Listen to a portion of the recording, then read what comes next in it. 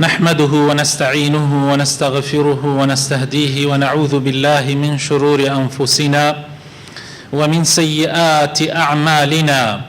من يهده الله فلا مضل له ومن يضلل فلا هادي له. وأشهد أن لا إله إلا الله وحده لا شريك له، وأشهد أن محمدًا عبده ورسوله. يا أيها الذين آمنوا اتقوا الله حق تقاته ولا تموتن إلا وأنتم مسلمون. أما بعد، فإن أصدق الكلام كتاب الله، وخير الهدي هدي محمد صلى الله عليه وسلم، وشر الأمور محدثاتها، وكل محدثة بدعة، وكل بدعة ضلالة، وكل ضلالة في النار. إخواني وأخواتي، فمن فضل الله تعالى على عباده أن جعل لهم مواسم للطاعات يستكثرون فيها من العمل الصالح، ويتنافسون فيها فيما يقربهم إلى ربهم. والسعيد من اغتنم تلك المواسم ولم يجعلها تمر عليه مرورا عابرا. ومن هذه المواسم الفاضلة 10 ذي الحجة، وهي أيام شهد لها الرسول صلى الله عليه وسلم بأنها أفضل أيام الدنيا، وحث على العمل الصالح فيها، بل إن الله تعالى أقسم بها، وهذا وحده يكفيها شرفا وفضلا، إذ العظيم لا يقسم إلا بالعظيم. وهذا يستدعي من العبد أن يجتهد فيها ويكثر من الأعمال الصالحة، وأن يحسن استقبالها واغتنامها. وفي هذه الخطبة سنبين لكم فضل 10 ذي الحجة، وفضل العمل فيها، والأعمال المستحبة فيها. نسأل الله تعالى أن يرزقنا حسن الاستفادة من هذه الأيام، وأن يعيننا على اغتنامها على الوجه الذي يرضيه. خۆشەویستەکانم، میوانەکانی ماڵی خوا، لە فەزڵی خوای پەروەردگارە بەسەر ئێمەوە کەوا خوای تەعالە هەر ماوەی جارێک ڕۆژانێکی دیاری کردووە خوای تەعالە کە فەزڵێکی زیاتری پێداوە خوای پەروەردگار جیاواز لە ڕۆژەکانی تر، تاوەکو ئێمەی مسڵمان بتوانین خێر و خێراتێکی زیاتر بە گەرموگوڕیەکی زیاترەوە لەو ڕۆژانەیە ئەنجام بدەین، لەو مەوسیمانەیە ئەنجام بدەین، وتیایە منافەسە و پێشبڕکێ بکەین، بربەرەکانیە بکەین، بربەرەکانیە لەسەر خێر، کە کاممان زیاتر و زیاتر لەو خێر و خێراتانە کۆ بکەینەوە. خۆشبەخت ئەو کەسەیە کە ئیسفادە لەو مەواسیمانە ئەکا، سوودی لێوە ئەگرێ، نایەڵێ بەسەریا تێپەڕ ببێ هەر ئاوا کاتێک بزانێ کە کۆتایی پێ هاتوو ئەو ڕۆژانی لەدەست دەرچووە. جا لەو مەوسیمە فازیلانەی، لەو مەوسیمە پڕ خێر و پیت و بەرەکەتانە کە هەیە، دەی ذی الحجەیە، واتە دە ڕۆژی یەکەمی مانگی نۆمینەی حاجیان، کە ئێمە حتا ناوی مانگەکەشمان لە کوردی خۆمانە بە نۆمینەی حاجیان ناو بردووە، مانگی ذی الحجە، لەبەر پیرۆزی ئەو دە ڕۆژی یەکەمی ئەو مانگەیە. ئەو دە ڕۆژە خوای تەعالە شایەتی پێداوە و سوێنی پێ خواردووە، و هەر شتێک خوای گەورە سوێنی پێ بخوات دیارە گەورەیە. و هەروەها پێغەمبەری خۆشەویستیشمان صلی الله عليه وسلم شایەتی بۆ داوە کە باشترین ڕۆژانی دنیا لە ساڵە ئەو دە ڕۆژەیە، کە تایە کردەوەکانی ئینسان لە لای خوا خۆشەویستترین کردەوەیە. ئەگەر هەر کەسێ لەو ڕۆژانە، لەو دە ڕۆژە، لەو دە شەوە کردەوە بکا و عملی صالح بکا، لە لای خوای تەعالە خۆشەویستترین کردەوەکانە. بۆیە پێغەمبەری خوا صلی الله عليه وسلم هانمان ئەدا کە كتايا عملي صالح بكين وكردوي زياتر أنجام بدين وكوششي زياتر بكين بو أوي زياتر لخواي پروردگاروا نزيب ببينوا لو تاري أمرويا إما آماجا بفضل مانجي ذي الحجة أكين بتايبتي دروجي يكمي وفضل عمل كردن تيايا وأو عملانشي كإيما بتوانين أنجامي بدين آماجا بهندي كيكين تاوكو وكو ياد خسنويك بي إن شاء الله تعالى داوا كارم خواي قوري إن شاء الله موفق من بكا وبتوانين إسفادي لي بكين ونيلين بسر مانا تيبر ببي هروكو چون روجاني ترمان بسرا تيبر أبي درباري فضلي دروجي يكمي مانجي ذي الحجة لقرآن بيروزا خواهي تعالى آماجي بي كردوا وسويني بي خواردوا خواهي تعالى أفرمي والفجر وليال عشر ليالي عشر علمايان أفرمن عشر ذي الحجة واتا يك لويك خواهي تعالى سويني بي خواردوا الليالي عشرة كبريتية لدروجي يكمي مانجي ذي الحجة كأما بي ألين مؤمني حاجيان أما جمهور جماوري مفسرين علمايان وألين حتى تنانت ابن كثير لتفسيرك يا أفرمي أما صحيحة يعني أم لا يقدعنا وبو أو ليالي عشرة كانوا من حاجيان بيان دروج يكمي ذي الحجة أو صحيحة دهم خواهي تعالى لقرآن بيروزا لباسي روجانك أفرمي ويذكر اسم الله في أيام معلومات على ما رزقهم من بهيمة الأنعام جمهور علماء أفرمن أو أيام المعلومات أو روجة دياري كراوانه كالليرا أخوي تعالى آما جي بيئكا ديامي سرتاي مانجي ذي الحجة لواني كوا أفرمن ابن عمر كري عبد الله كري عمري صحابي بيغمر صلى الله عليه وسلم وابن عباس عبد الله كري عباسي آموزاي بيغمر صلى الله عليه وسلم وان فرموا هل وها بيغمري خوشويس مان صلى الله عليه وسلم شايتي دا كوا أم دروجة باشترين روجاني دنيايا لجابر وأجرنا وصحابي بيغمر صلى الله عليه وسلم أفرمي بيغمري خواه صلى الله عليه وسلم فرمي أفضل أيام الدنيا أيام العشر يعني دروجكي كمي مانجي ذي الحجة وترائي بيغمري خواه قيل لا مثلهن في سبيل الله تنانت يعني وكو أو دروجات جهاد كردن وغزا كردن لبيناوي خوايا وكو أو دروجان أبي يعني كسيك أجر بروا بجنجي لبيناوي خوايا آخر براينا كسيك أجر روحي بكاتا خطرياتوا لبيناوي خوا لبيناوي أوي كوا خوا بي خوشا إنسان دفاع لا دين وخاك واجتماعي بكا أما قورتين كردوا كان براسي وتيان أي بيغمري خوا أو دشوا حتى تناند لغزا كردنش قورتنا بيغمري خوا صلى الله عليه وسلم فرموي ولا مثلهن في سبيل الله إلا رجل عفر وجهه بالتراب فرموي حتى تناند غزا كردنش أوني أو قورنية إلا مقر كسي لو غزايا شهيد ببي أم حديثة شيخ البانية فرمي صحيحة هروها درباري فضلي أو روجانا علماء فرمي أنا روجي عرفاء أكيوتا هشتم نويم روجي أو دا روجوا يعني روجي عرفاء أكيوتا نويم روجوا والروجي عرفاش خوتان أزانا وباسيش مان كرديا كحج الأكبر كبراسي روجي حج أكبر ويكيك لو روجانيك خواي تعالى لبندكاني خوش أبي ويكيك لو روجانيك خواي تعالى خلقي لآقري جهنم آزاد أكا أجر روجي أجر دي نوميني حاجيان يعني دي ذا الحجية كم أجر هيش فضلكي نبي تنهى ونبي كعرفات أكيوتا أو دروجوا أو بس أبو أويك بوتري فضلكي زور زور قوريه هروها روجي ججني قوريش أكيوتا أو روجوا يعني ديم روجي أو دروجة ججني قوريه ججني قربانة روجي يكمي ججني قربانة كبراسي لقورترين روجاني خواي پروردگار وكو علماء فرميانا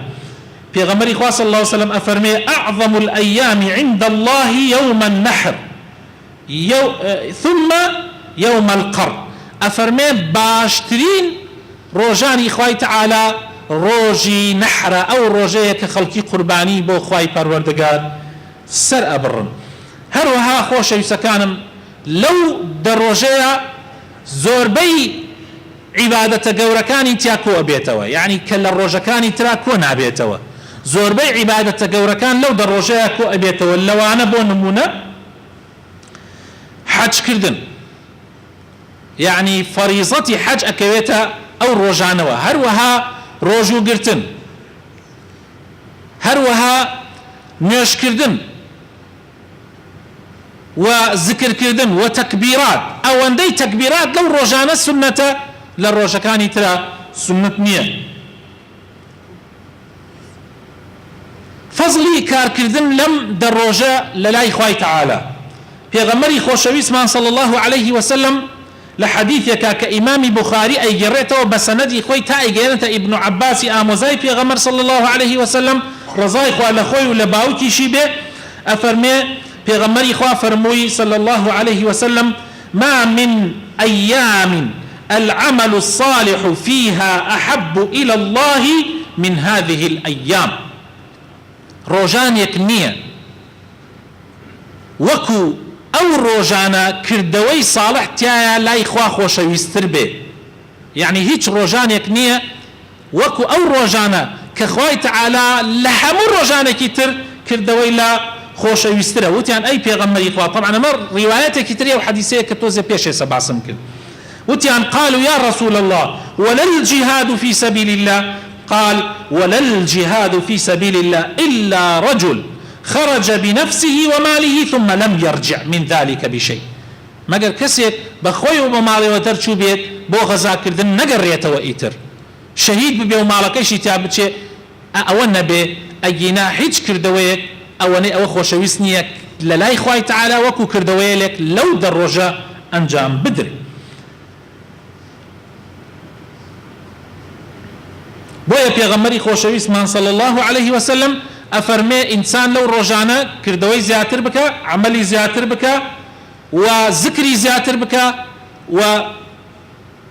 هەرچی کردەوەیە کە پێ ئەکرێت لە کردەوە چاکەکان وەکو ئیسا ئاماژە بە هەندێکەکەین لەو ڕۆژانە ئەنجامی بدە. ئەبوو ثەمانی نەهدی ئەفەرمێ: كانوا يعني كان السلف رضي الله عنهم، يعني سلفي صالح پێشینانی چاکی ئەم ئومەتە يعظمون ثلاث عشرات، يعني پێشینانی ئومەتی ئێمە سێدە ڕۆژیان زۆر بە گەورە ئەزانی، زۆر بە گەورەیان ئەزانی. العشر الآخر من رمضان، دەی ئەخیری ڕەمەزان، العشر الأول من ذي الحجة، دەی یەکەمی مانگی ذي الحجة، والعشر الأول من محرم، ودەڕۆژی یەکەمی محرم. ئەم دەیان ئەم سێدەیان بە گەورە ئەزانی پێشینانی ئەم ئومەتە لەبەر ئەو حەدیثانەی، لەبەر ئەو فەزڵانەی کە پێغەمبەری خوا صلی الله عليه وسلم ئاماژەی پێکردووە. لەو کردەوە چاکانەی کە حەقا ئینسانی مسلمان ئەنجامی بدا لەم دەڕۆژە، یەکەمیان حەج و عومرەکردنی ماڵی خوا. خوای گەورە بیکا بە نەسیبی ئەوانەی کە نەچوون. خۆتانیش ئەزانن حەج چەند گەورەیە لە لای خوای تەعالا. یەکێکە لە ڕوکنە گەورەکانی ئیسلام، لە پێنج ڕوکنەکە کە ئینسانی پێ ئەبێ بە مسلمان. و پێغەمبەری خۆشەویستمان صلی الله عليه وسلم ئەفەرمێ: العمرة إلى العمرة كفارة لما بينهما. عمرە بۆ عمرە ئەبێتە مایەی کەفارەتی گوناحەکانی نێوانیان. والحج المبرور ليس له جزاء إلا الجنة. وحجێکی پاکی پوخت بە پارەیەکی حەڵاڵ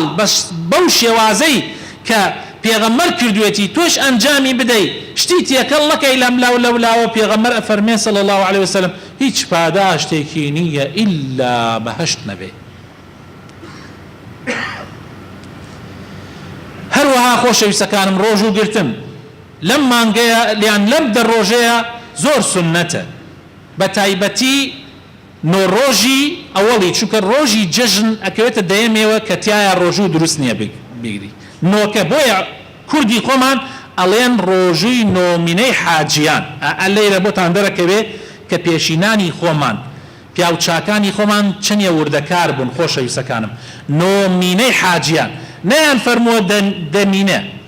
دەیان نەفەرمووە مع العلم کە دەکەس زۆر فەزلی هەیە بەس بۆیە فەرمویانە نۆمینە یعنی مەبەستیان ڕۆژوگرتنەکەیە تایە نۆی ئەتوانی ڕۆژوو بگری دەیەمیان ناتوانی و ئەو نۆ ڕۆژەشە بۆ حاجی نییە بۆ ئەو کەسانەیە کە نەڕۆیشتون بۆ حەج چونکە حاجی ناتوانێ ئەو ڕۆژوانە بگرێ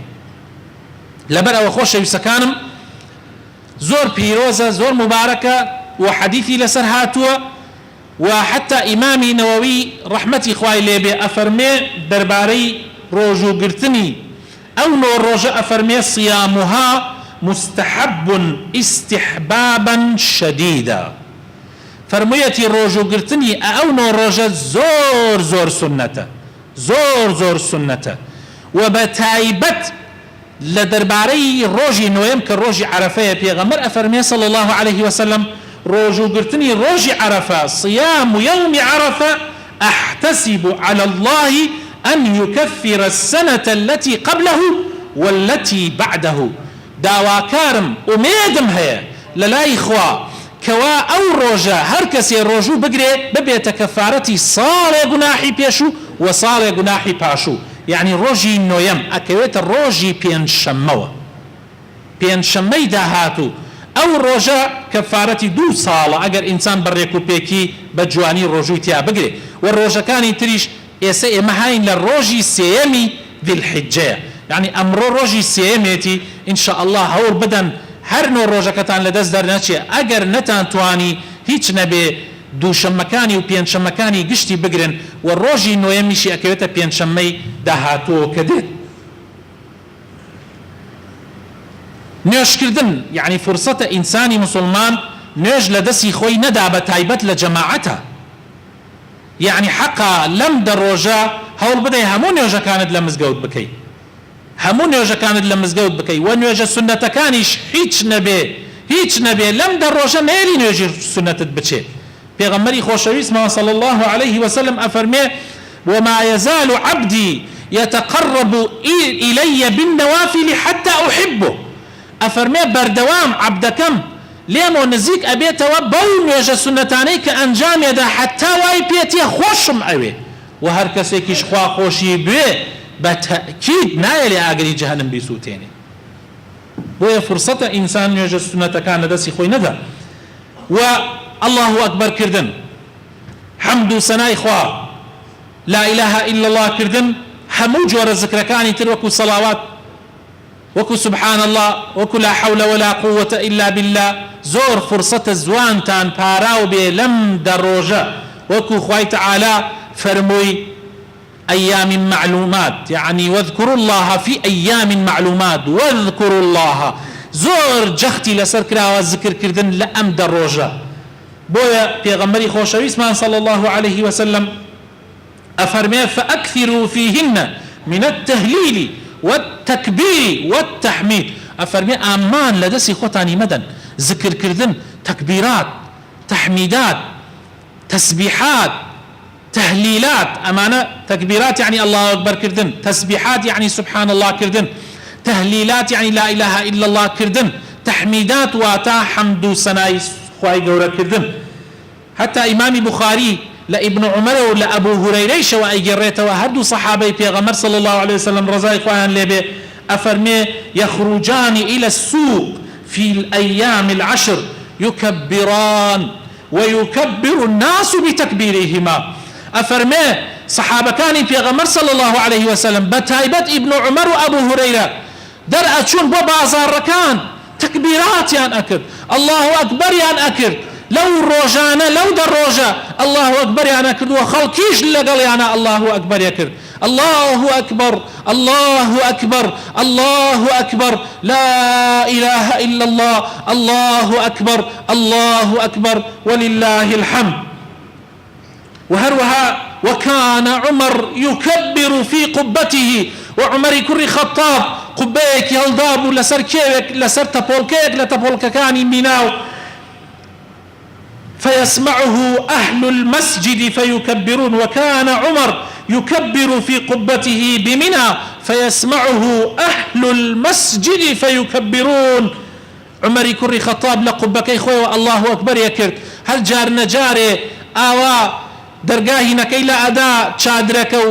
ئەلێەوە ئەڵڵاهو ئەکبەریە کرد بە دەنگە بەرزەکەی خۆی ئەفەرمێ هەموو مینا گوێی لێ ئەبوو بە یەک جا ئەبوو بە ئەڵڵاهو ئەکبەر ويكبر أهل الأسواق حتى ترتج منا